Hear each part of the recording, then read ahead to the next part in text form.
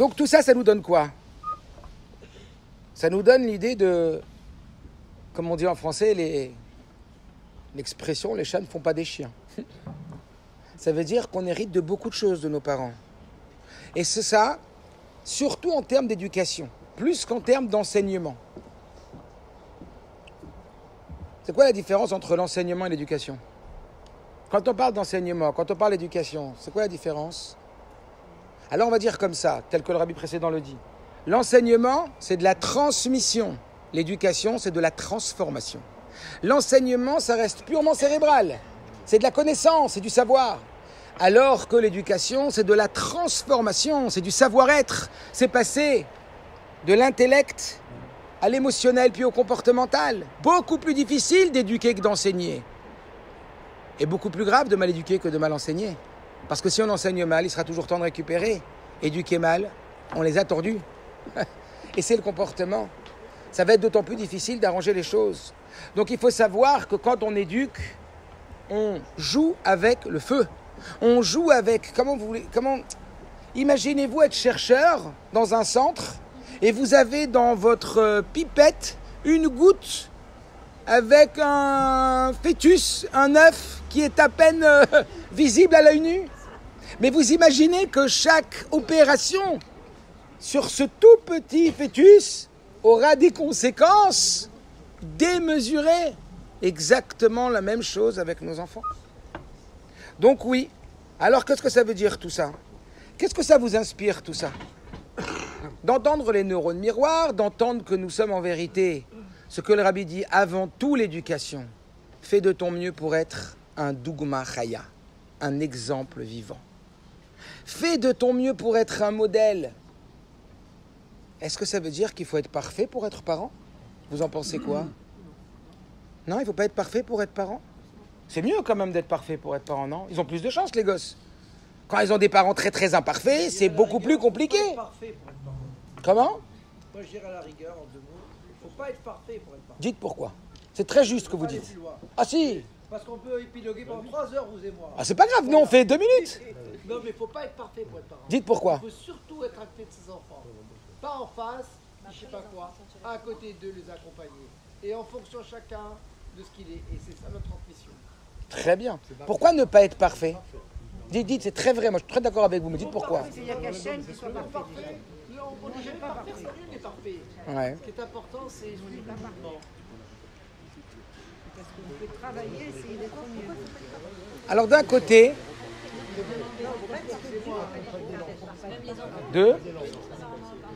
alors d'un côté, écoutez bien cette petite histoire. Cette petite histoire, il y avait un homme qui s'appelait un grand rave, qui s'appelait le Chafetz Chaim, qui reçoit un jour un jeune papa de quelques jours, comme on a entendu la naissance, et il arrive à le Chafetz Chaim, il dit Rav, j'ai une question. Enfin, j'ai des questions. Il dit quoi? Il a dit, je veux avoir des conseils dans l'éducation. Il a dit, pourquoi tu viens maintenant? Pourquoi maintenant tu veux des conseils d'éducation? Il dit, parce que ma femme a accouché juste hier. Le Chafetz Chaim, il lui dit, mais c'est trop tard. L'éducation de ton enfant, elle est terminée. Ce que tu as fait de toi jusqu'à aujourd'hui, tu lui communiqueras. J'ai des élèves de 17 ans tous les jours, je leur parle que d'éducation. Je leur dis, c'est aujourd'hui que ça se joue l'éducation de vos enfants. C'est dans la maîtrise de vous, dans le comportement que vous allez avoir aujourd'hui, dans l'installation de vos midotes, dans l'installation de ce qui va faire aujourd'hui à la croisée des chemins. Ça veut dire que vous êtes à Parashat Drachim, à l'âge encore en terminale, où vous êtes en train de tout chambouler, vous apprenez de la philo, vous apprenez du collège, vous apprenez des choses, etc. C'est là où les grands changements peuvent s'opérer facilement. C'est là où vous allez fonder les futurs pères de famille. Je leur dis, j'ai pas 25 élèves, j'ai 25 futurs chefs d'entreprise, 25 futurs chefs de famille, 25 futurs chefs de communauté. Dans l'enfant, qu'est-ce qu'il faut voir? Ce qu'il va devenir. Ezeu chacham, haroet anolad. Ne vois pas ce que tu as devant toi, vois ce qu'il va devenir. Vois qui tu as devant toi aujourd'hui. Aujourd'hui, il est petit, aujourd'hui, il a commencé. Il y a des gens qui connaissaient Rabbi Israël quand il était tout petit, ils disaient il ne va pas prendre un betrabat comme ça, faire une école, un mikvé, ah ben si. Et même plus encore, c'est que le début. C'est que le début. Qui aurait dit? Qui aurait dit? Très bien. Donc en réalité, on a bien compris, il faut essayer et il faut comprendre que oui, on ne peut pas être parfait, mais en tout état de cause, il faut faire de son mieux. Et quand on ne fait pas de son mieux, on ne peut pas s'étonner du fait que nos enfants ne ressemblent pas à ce qu'on aurait voulu qu'ils ressemblent. Et donc, ce qui se passe, c'est quoi? C'est que bien sûr qu'il faut essayer de se parfaire. On n'a pas dit d'être parfait, mais on a dit de se parfaire. Et puis plus que ça, d'être un modèle. Mais d'être un modèle, ça veut dire quoi? D'être un modèle, ça veut dire de reconnaître aussi quand on a tort. D'être un modèle, c'est aussi d'apprendre quand on est contrarié, quand on est impatient, apprendre à un enfant comment réagir quand on est impatient, quand on est en colère. Hier, j'étais avec mon fils en train de travailler, la vérité c'était un peu dur, il avait du mal à s'y mettre. C'était après une journée de travail, j'étais un peu sur les nerfs. Je lui ai dit, écoute Mendel, je suis désolé, mais là je suis sur mon réservoir de patience. Et c'est pas du tout évident pour moi maintenant de me contrôler. J'ai dit, mais je veux qu'il entende que quand il est énervé, qu'il est épuisé, qu'il apprenne comment on réagit quand on est épuisé, quand on est énervé. On apprend à accueillir tous les sentiments. On n'est pas là pour dire, oh non, moi je suis jamais fatigué, je suis jamais énervé, je suis jamais contrarié, je suis toujours zen, toujours en forme. Non, c'est là où je vous rejoins. Quand tu montres à l'enfant qu'il est parfait, eh bien on écrase notre enfant. Je serai jamais comme mon père. Mon père il est toujours parfait. J'ai pas de place en vérité. Mais t'as pas compris, t'es pas là pour montrer à ton enfant que t'es la star. T'es pas là pour être la star de ton enfant. T'as pas besoin d'être loué par ton enfant. T'as besoin d'être l'entraîneur de ton enfant pour que lui-même il se sente avoir le droit d'être la star autant que toi. Donc tu lui montres tes faiblesses, tu lui montres tes difficultés. Mais même dans ses faiblesses et dans ses difficultés, tiens en compte qu'il va apprendre comment on gère une problématique. On n'a pas dit de gérer les conflits de couple devant les enfants.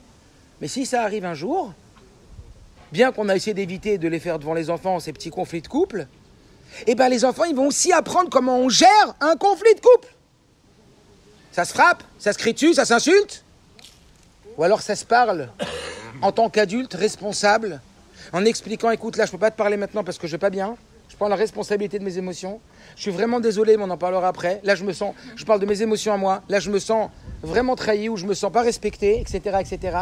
On est en train d'apprendre aux enfants à gérer des situations de crise. Ils auront des situations de crise. Ils auront des moments de colère. Donc, on est là à être un modèle, comprenez, un modèle dans tout. Ça veut dire pas seulement un modèle de perfection, mais un modèle de gestion de situation. Et ça, c'est vrai pas seulement avec nos enfants. Attention.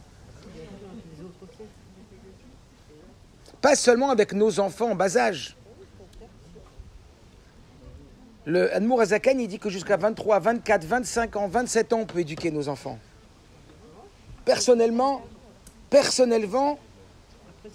je me rappelle que mon fils, parce que j'avais une éducation, le grand, parce que j'avais une éducation un peu différente, moins travaillée avec le plus grand, eh bien quand j'ai changé, il n'était pas du tout d'accord avec le changement que j'avais opéré dans l'éducation des petits. Ouais, avec les petits, tu verras comment ils vont devenir, c'est pas comme ça qu'on fait, c'est pas comme ça que t'as fait avec moi, pourquoi avec moi t'as été comme ça, avec eux t'es pas comme ça? Je lui ai dit, écoute-moi, on évolue, on apprend, et t'as encore le droit d'apprendre à évoluer. Non, moi je serai comme t'as été avec moi c'est terminé, moi ça marche pas comme toi, la manière douce, la manière ça, moi je connais pas, je serai comme toi, comme t'as fait avec moi. Et il y a pas longtemps, peu à peu j'ai vu qu'il a apprécié ce changement. Et qu'il a dit, waouh, j'ai vu que tu as vraiment changé dans ça. Je trouve que c'est mieux comme ça aujourd'hui. Ça veut dire que j'ai vu quand même à 23 ou 24 ans, le fils, il te regarde toujours et il apprécie aussi ton changement.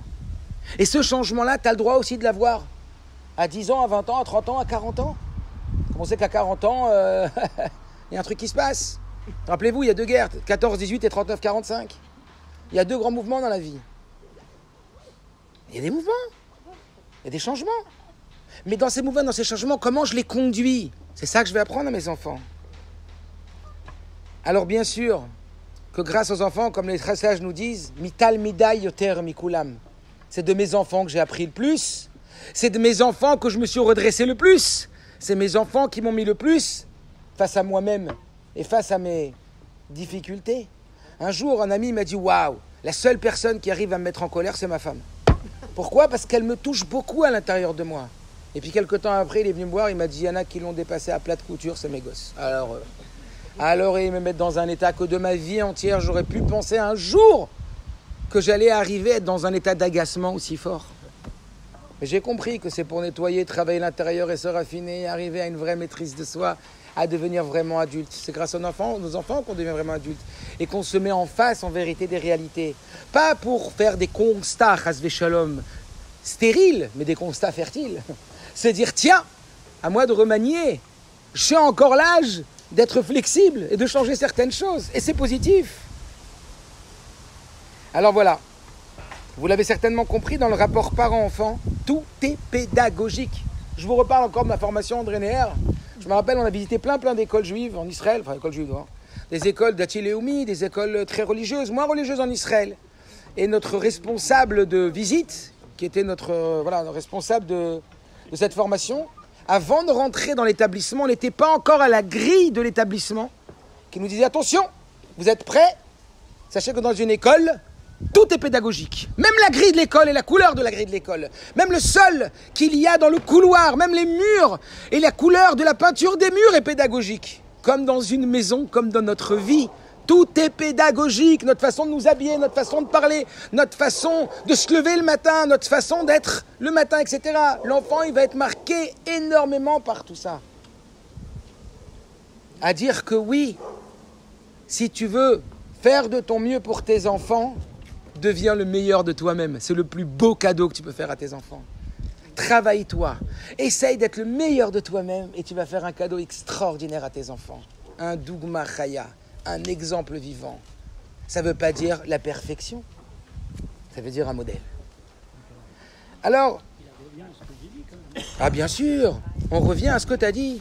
C'est pour ça que voilà, j'étaye un peu ce que tu as dit, quoi. Alors, maintenant, pour ne pas vous prendre trop de temps, je vais vous citer quelques idées pédagogiques.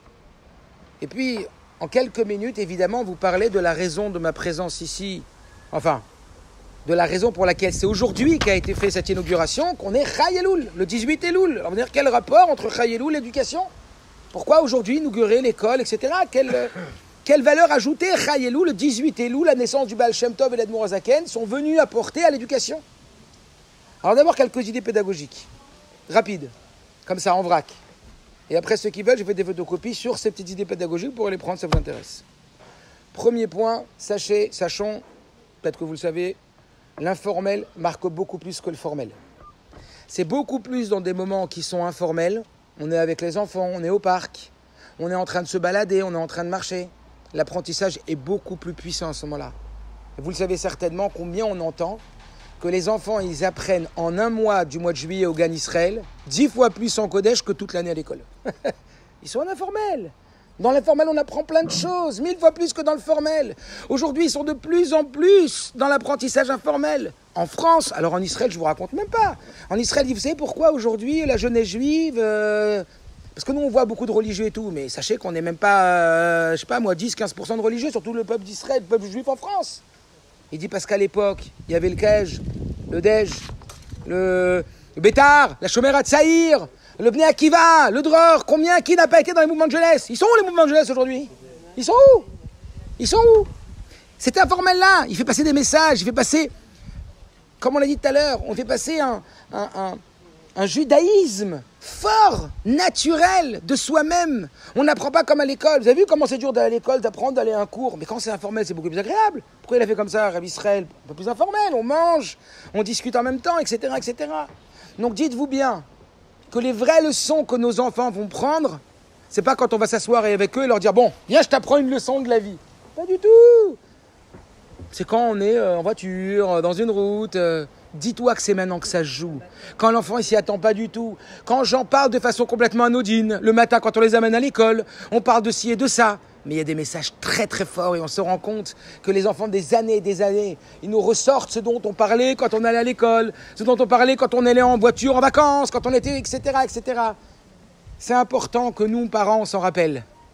Pour se dire, hep, post-it, rappelle-toi que dans ces moments informels, le Shabbat après-midi quand on se repose, le vendredi soir à table, il y a beaucoup de choses qui peuvent passer beaucoup plus rapidement et beaucoup plus fort que ce qu'ils peuvent avoir à l'école. Oh oui. Deuxième point, un peu lié aussi, ne négligeons pas les coutumes. Les coutumes ont énormément d'impact.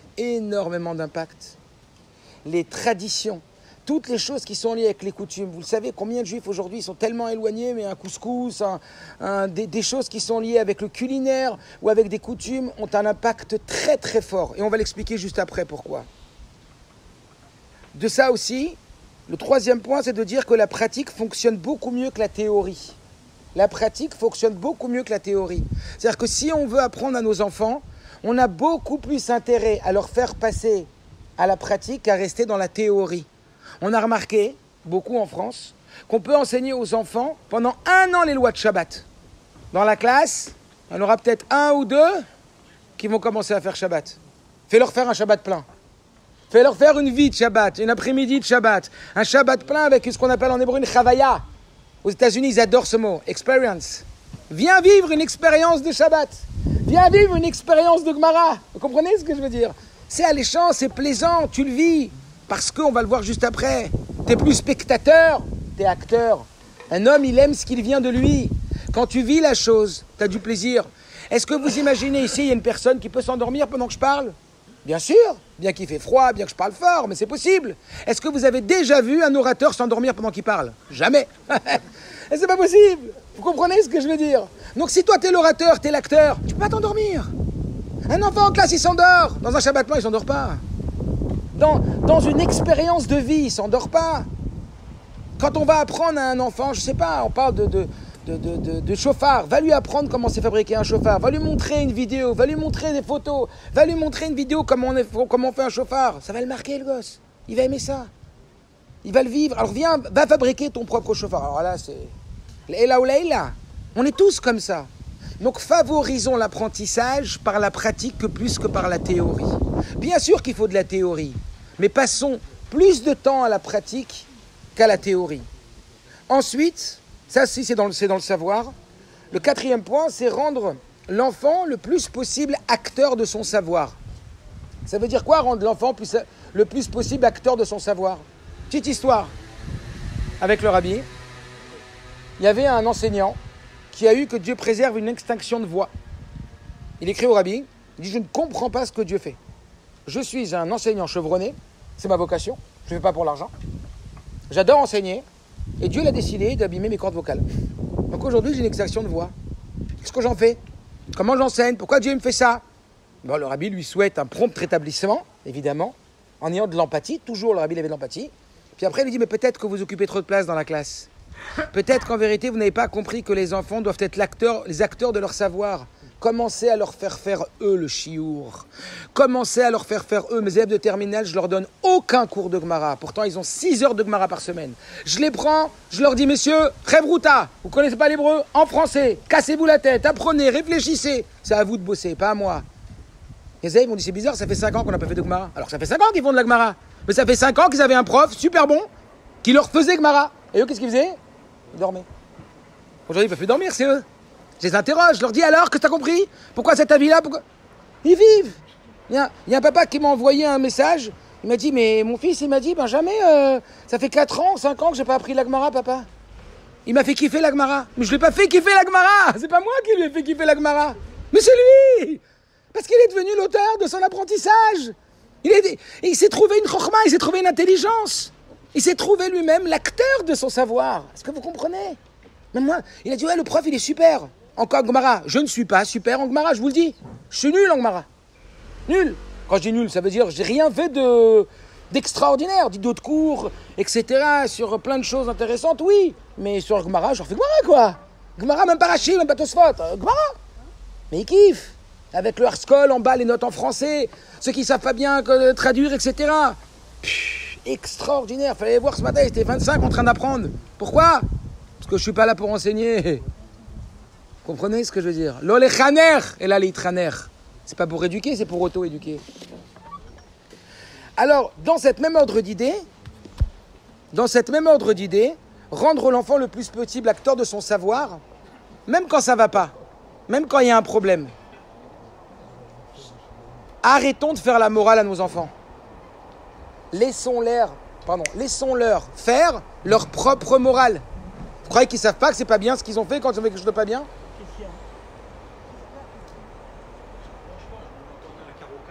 Ah.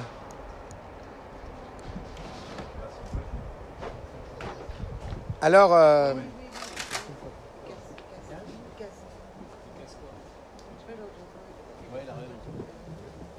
Ils ont cassé ma voiture. non, pense bien. Comment on stoppe la machine? Alors donc le quatrième point, c'était rendre l'enfant le plus possible acteur de son savoir. J'ai trouvé cette histoire extraordinaire. Un enfant de 13 ans qui passe devant le rabbi pour avoir une bracha pour la bar mitzvah. Le rabbi lui dit tu joues au baseball? L'enfant il dit oui.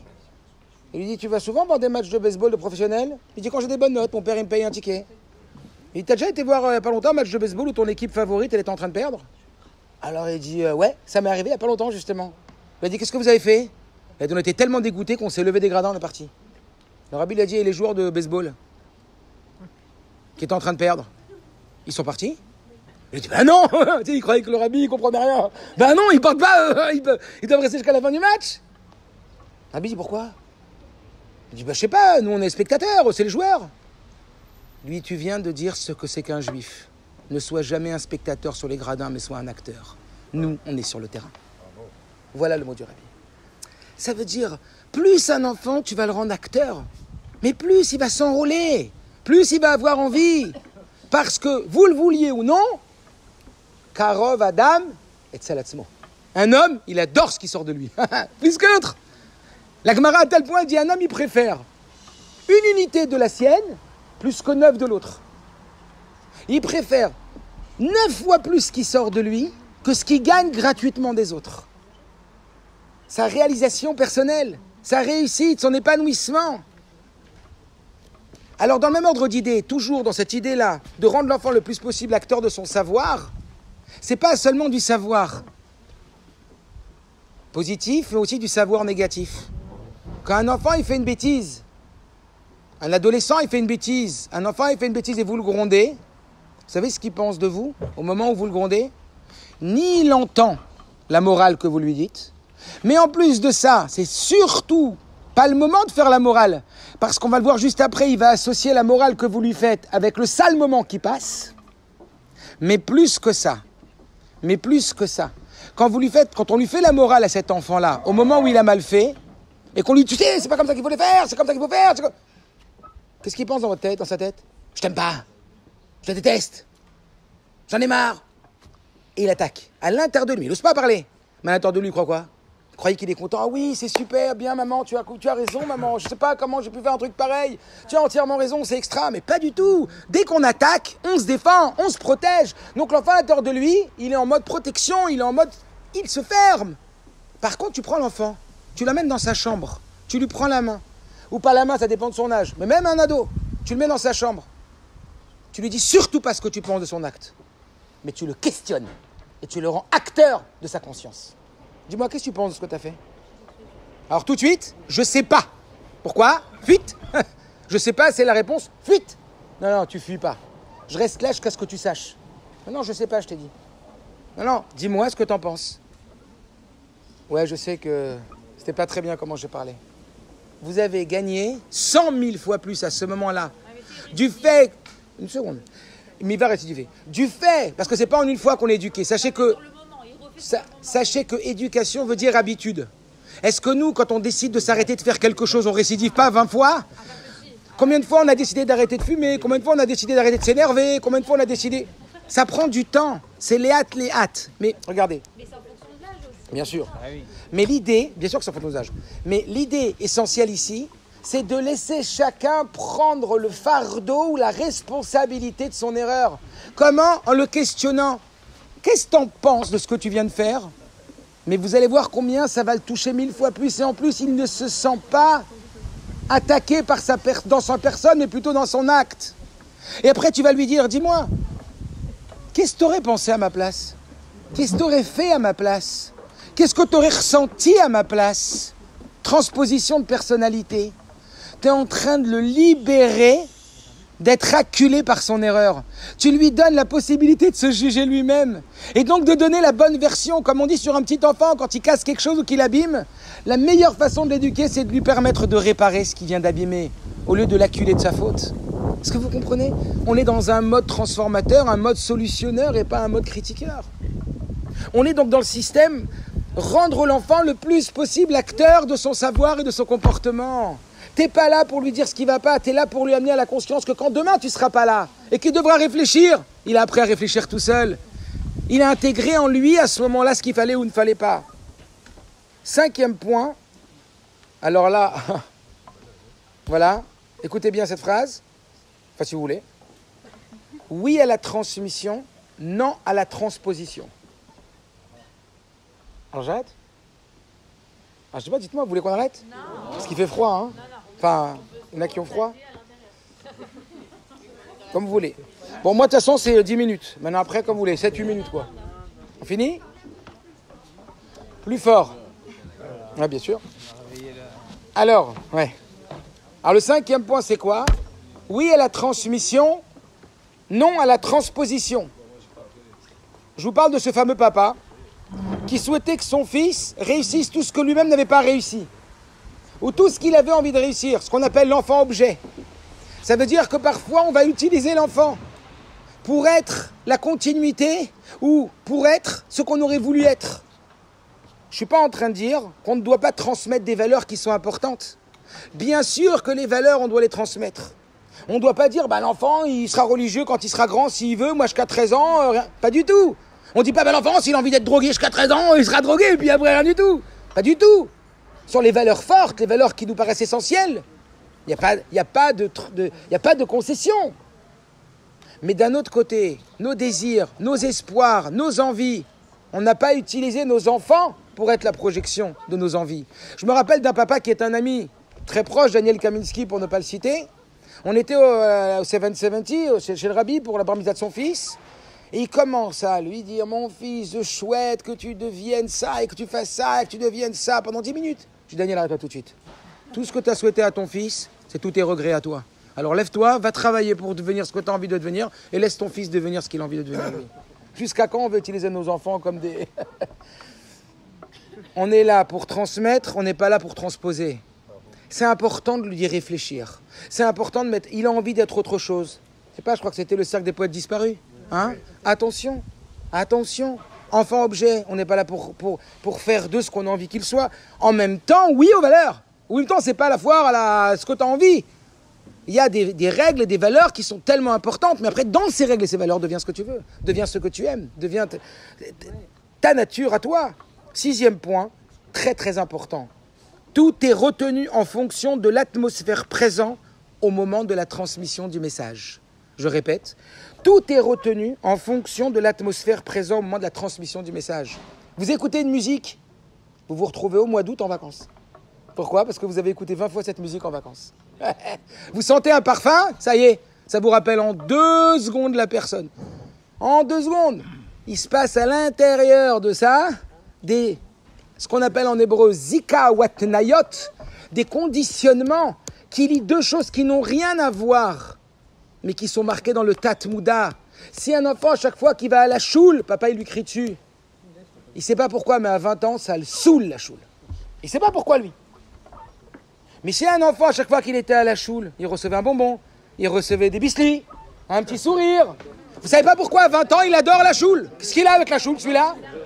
Ça se passe dans le Tat-Mouda. Ça se passe dans le Tat-Mouda. Ça veut dire quoi ? Ça aussi, ce qu'on a dit tout à l'heure. C'était une histoire aussi avec le Chafetz Chaim. Il a dit qu'à l'époque, en Russie, il y avait des Russes qui avaient tellement pas de parnassa, qui utilisaient une petite machine à musique, qui faisait tourner comme ça, et puis il y avait un enclos avec des petits oursons. Et ils avaient mis des braises en dessous les pieds des petits oursons. Alors qu'à Nirek, les petits oursons, ils dansaient. Mais ils dansaient pas, ils souffraient. Mais il y avait la machine à musique. Et puis quand ils étaient grands, ils se sauvaient. Alors Chafetz Chaim, il dit, mais quand ces ours-là, ils avaient déjà fui, ils étaient grands. Et ils entendaient cette musique, ils avaient mal aux pieds. Quel rapport ? Souvenir. Attention, quand on veut enseigner, quand on veut transmettre, il faut que ça soit dans une ambiance positive. C'est la raison pour laquelle on dit tout à l'heure, jamais quand on doit punir un enfant, on doit lui dire la morale qu'on veut lui transmettre. Ce n'est pas le moment. Sinon, il va lier cette morale avec cet état émotionnel. On lie notre apprentissage avec notre état émotionnel. Donc quand on doit punir, on doit punir. Quand on doit sanctionner, on sanctionne. Sans commentaire. Comme le rabbi dit, il faut aller vite quand on sanctionne. On est ferme, pas agressif, attention. Tokev et le tokpanout, fermeté sans agressivité, on travaille sur ça. Mais après, on passe tout de suite à l'autre mode. On revient. 7e point, il y en a 8. Ne dis pas, 7e point, alors ça c'est pour tout le monde, mais c'est beaucoup pour les enfants. Ne dis pas ce qu'il ne faut pas être. Dis plutôt ce qu'il faut être. On passe notre journée à dire ce qu'il ne faut pas être. Je ne veux pas être malade, je ne veux pas avoir ça, ne fais pas ça. C'est rigolo. Et avant-hier, vendredi, j'étais à l'école avec mes élèves à Tfila. Et il y avait un élève, il avait un t-shirt, donc ils ont 16-17 ans. Comment c'était quoi? Il avait un t-shirt de toutes les couleurs comme ça, avec une inscription. Et c'était, je sais plus, I am not a breaker. Je suis pas un breaker ou je sais plus quoi. Un rappeur. I am not a rappeur. Je lui dis, viens ici, toi. Alors il vient, il a eu peur, tu vois, il a eu peur. Je prends mon appareil, mon téléphone, je lui fais une photo. Il me dit, qu'est-ce que vous avez il a eu peur, quoi. Je dis, non, mais attends, mets bien, mets ta tête et tout. Tiens, en photo et tout. Alors il me fait comme ça, il dit, pourquoi Je dis, je vais t'expliquer après. Je dis, c'est bizarre que t'as marqué I am not a rappeur, et quand j'ai vu ce t-shirt, j'ai pensé qu'à un seul mot, rappeur. Mais c'est que ça que tu veux pas que je pense, et je pense qu'à ça. Le cerveau ne fait pas la différence entre le oui et le non. Quand tu vois, il n'est pas méchant celui-là, à quoi tu penses? Tu le vois méchant. Parce que ton cerveau, il ne fait pas la différence entre oui ou non. Le cerveau, il fait la différence avec ce qu'il entend. Donc quand c'est écrit I am not a rappeur, je pense qu'au rappeur. Mais tu veux pas que je pense au rappeur? Donc si je dis à l'enfant, ne mens pas, à quoi il pense? À mentir. Ne fais pas, il va penser à quoi? À pas faire.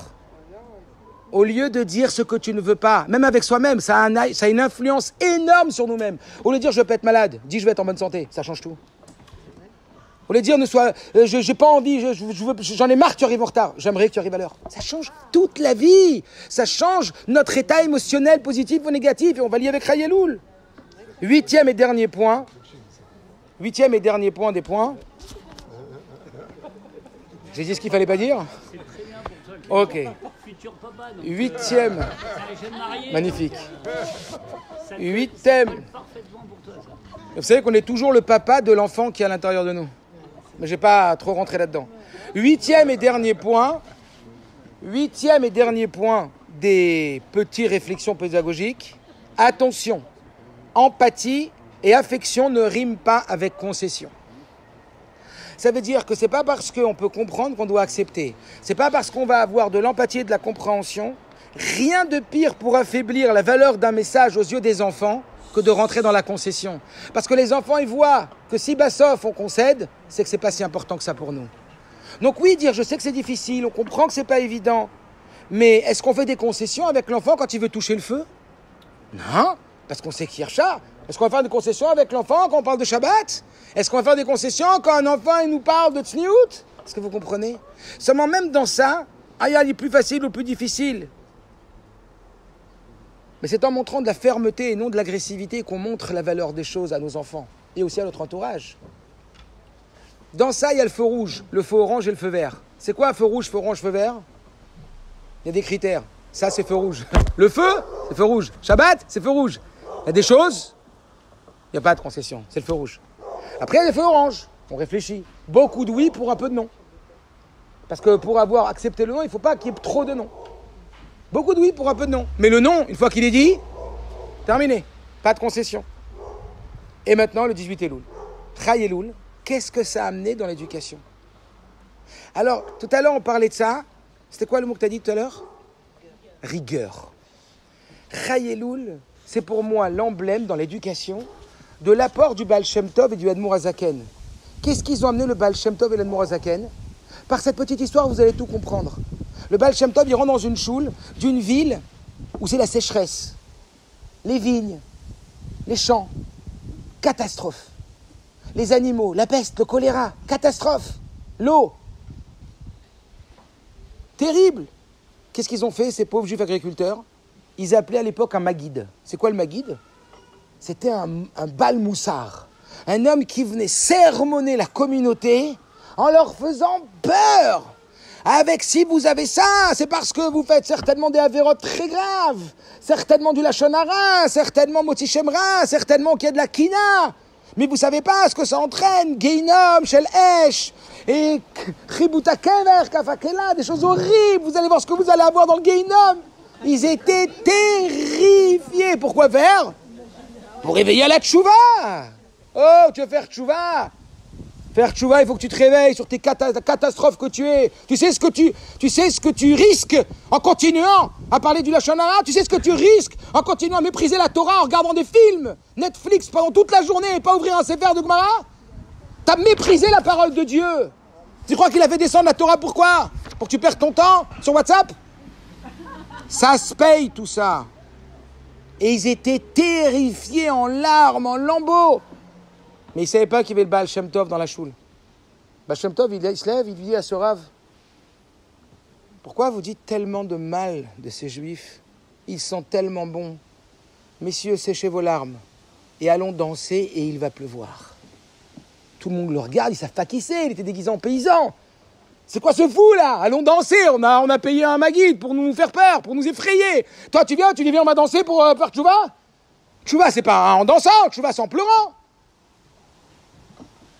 Baal Shem Tov il est venu selon les mots du Rabbi pour sécher les larmes des enfants juifs. C'est fini le temps des larmes, c'est le temps de la danse. La tchouva ça passe par la joie. La tchouva, ça passe par l'amour. La tchouva, ça passe non plus par la peur de Dieu, mais par l'amour de Dieu. Je t'aime tellement, Hachem, t'en fais tellement pour moi. Tous les matins, quand je me lève, je me sens redevable. J'ai envie de te faire plaisir. J'ai envie de me donner pour toi. T'as vu tout ce que tu me donnes? En vrai, tout ce que j'ai, c'est des cadeaux, il n'y a pas de dû. Quand je vois, quand j'entends combien j'ai payé pour ça, ou combien je serais prêt à payer pour ça si on me disait que j'allais les perdre, hein? C'est un dû ou c'est un cadeau? Je vous la fais la petite histoire quand même. Parce qu'elle est trop belle, cette petite histoire. Où il y a un monsieur comme ça, qu'ils sont en car en Israël, dans le Heged, le 405. Ils sont dans le bus 405. Oui? Et en plein milieu, le bus, il panne. Il cale la panne. En plein milieu, en Israël, dans une route désertique, une shrana du mois d'août, les grands-pères, les enfants, les poussettes et tout, ils descendent tous. Dans combien de temps il vient l'autre Heged? Oh, une question de minutes, en 10 minutes, un quart d'heure. 10 minutes, un quart d'heure, une demi-heure, personne. Ils appellent les guides, ils hurlent, ils appellent les guides. 1h30 après, un autre autobus qui arrive. De loin, ils le voient arriver. C'est magnifique de le voir arriver de loin. Une fois, on dit, jusqu'à quand on attend Mashiach? Jusqu'à quand on attend l'autobus? Jusqu'à ce qu'il arrive? Jusqu'à ce qu'on le voit arriver. À partir du moment où on le voit arriver, on l'attend plus, on se prépare. Le Rabbi, il a dit, j'ai vu Mashiach. N'attendez plus Mashiach, préparez-vous, il arrive. Alors, ce qui se passe, c'est quoi? C'est que le bus, il arrive de loin, il voit la guide arriver de loin, il dit, waouh, super! Super, enfin il est arrivé, mais on va le déchirer celui-là. 1h30, il a mis, on est un quart d'heure.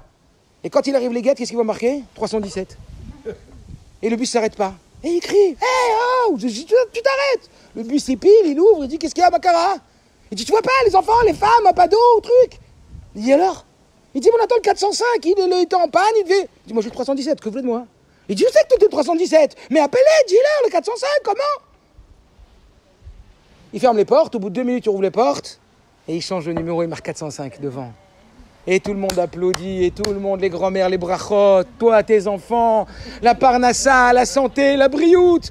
Et ils rentrent dans le car climatisé, le merveille. Ils arrivent à destination, tout le monde descend, et à la descente, encore que des brachot. Un petit jeune, il arrive, il dit, dis-moi toi, au mec de l'Heged. Il dit, dis-moi toi, c'est pas possible. T'étais vraiment le 317? Il dit, je vais te dire. En vrai, j'étais à la Tachana Merkazit. On a entendu qu'il y avait des vieux et des enfants qui étaient comme ça en galère. J'ai dit, je ne peux pas le laisser comme ça dans la chaleur. J'y vais. Mais je savais que si j'arrivais avec le numéro 405, j'allais me faire maudire par tout le monde. 1h30, il m'attendait. Alors qu'est-ce que je me suis dit? Je vais mettre 317. Comme ça, ils vont savoir que c'est pas un dû, mais c'est un cadeau. Et voilà. À partir du moment où tu sais que tout ce que tu reçois de Dieu, c'est pas un dû, mais un cadeau, tu commences à le remercier. Mais comme tous les matins, on se lève en disant c'est un dû, c'est un dû, c'est un dû. Alors on grogne sur ce qu'on n'a pas, au lieu de voir sur ce qu'on a déjà. Le Baal Shem Tov, il est venu dire arrêtez les enfants de pleurer, c'est le moment de danser. Tout le monde l'a pris pour un fou. Il a dit mais ouvrez les textes. Parce que tu n'as pas servi Dieu dans la joie et l'enthousiasme. À ce moment-là, servi Dieu dans la joie. C'est la joie qui paye. Aujourd'hui, c'est la génération avec la joie. Et il a dansé et la pluie, elle est tombée. Chai Elul, c'est Elul, le mois de la tchouva. Vous savez ce que veut dire le mot Elul? Les chapes, chipous. Introspecte-toi, mais dans la chayout. Énerve-toi dans la joie. T'énerve pas dans la contrariété. Verse des larmes de joie que malgré tout ce que tu es catastrophique, Dieu il t'adore comme son fils unique et il veut encore de toi. Et si tu t'es levé ce matin, c'est qu'il croit dans ta tchouva, il croit dans tout ce que tu peux lui apporter et que tu es précieux pour Hachem. Alors je crois que ça, c'est une leçon extraordinaire pour notre nouvelle façon d'éduquer nos enfants. Bien sûr qu'il faut du moussar, altitosh Torah timecha. Bien sûr qu'il faut de l'autorité. Le rabbi a dit on va fonder Tzivot Hashem. Vous savez ce que c'est que Tzivot Hashem, l'armée de Dieu? C'est un système pour éduquer les enfants. Pourquoi le rabbi a choisi Tzivot Hashem, l'armée de Dieu, pour éduquer les enfants? Vous savez pourquoi? Tzivot Hashem, quelqu'un lui a reproché, lui a dit la Torah n'est pas une Torah de paix. Le but de la Torah, c'est pas d'amener la paix dans le monde. L'onitna Torah, la sim shalom baolam. La Torah, elle a été donnée que pour arriver à la paix. Des gens qui sont pas en paix, qui sont dans la Torah, elle leur sert à rien. Le but de la Torah, en keli marzik bracha et la shalom. Tu veux la bracha, il faut le shalom. Il n'y a pas où aller. Le shalom, c'est le keli pour la bracha. C'est le but de la Torah. Donc pourquoi parler de guerre? C'est ce qu'il a répondu le rabbi. Il a dit parce que j'ai cherché. Je n'ai trouvé aucun système, à part l'armée, où on arrive à associer enthousiasme et autorité, enthousiasme et discipline. Voilà le secret. De la discipline, mais pas parce qu'on est dans la discipline qu'on oublie l'enthousiasme. L'enthousiasme avant tout avec la discipline. Ça, c'est le secret de l'armée. Faire de nos enfants des soldats. Des soldats, ça veut dire enthousiastes. Comme on l'a dit, quand on va à la guerre en chantant, on augmente nos chances de réussir. Quand on fait des compliments, on pourra se revoir peut-être, mais on parlera de la reconnaissance et des compliments et de la puissance des compliments. Vous avez vu quand vous rencontrez quelqu'un, il vous fait un compliment? Vous avez vu comment ça booste et comment on a envie d'être encore meilleur? Vous avez vu quand au contraire quelqu'un il vient oser vous faire une critique, vous avez vu j'ai envie de changer de trottoir? Et ça vous casse tellement dans votre envie, dans votre croyance sur vos capacités. Alors oui, Chai Elul, c'est dire qu'on va rendre nos enfants meilleurs, mais par le positif, pas par le négatif. On va les tirer par le haut et pas par le bas. On va effectivement ne pas inventer des compliments, ne pas inventer à partir d'une source réelle, mais on va dire focaliser sur le positif. Jusqu'au Baal Shem Tov, on focalisait sur le négatif pour le détruire. À partir du Baal Shem Tov, ça change. Tu veux réussir, focalise sur le positif. Ktsat or docher bechocher. Un peu de lumière chasse beaucoup d'obscurité. Erev Tov à tous.